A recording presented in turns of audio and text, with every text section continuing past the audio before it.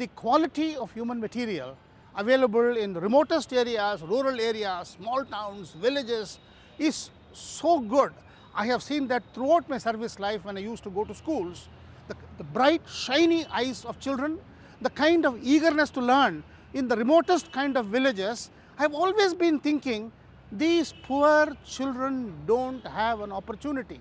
The brightest among them, the sharpest among them are not able to flower. This thought has always been with me for the last 40 years. I think Vidyagyan provides an opportunity to show that the best in rural areas is as good as the best in cities in Mumbai and in Calcutta, sometimes perhaps even better. It is essential that we look at children who have the potential.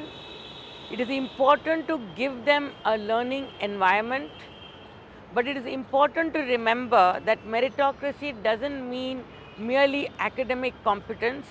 It's the innate ability in a person to be able to think critically, to think creatively, to compete with confidence, to be able to hold their own.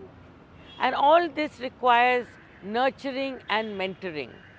It's not about giving people fish, but it's actually teaching people how to fish, but also teaching them how to catch the big and the biggest fish. I think that is the real difference that one is really wanting to see and one is hoping will start to come in when we also start privileging meritocracy, and when we are only not just looking at creating mass-based institutions or creating mass-based education, which is also certainly necessary. Well, I think it's important for every society, especially important for a developing country like India, where we need to develop lots of leaders. And this is, I would say, a leadership factory, where you bring people who have the potential of all means, and then teach them the intrinsic skills they already have, but bring them out so that they can develop into leaders that will in the future lead the nation. We select only 10 students from each district. One can imagine that the population of district can be more than 15 lakhs.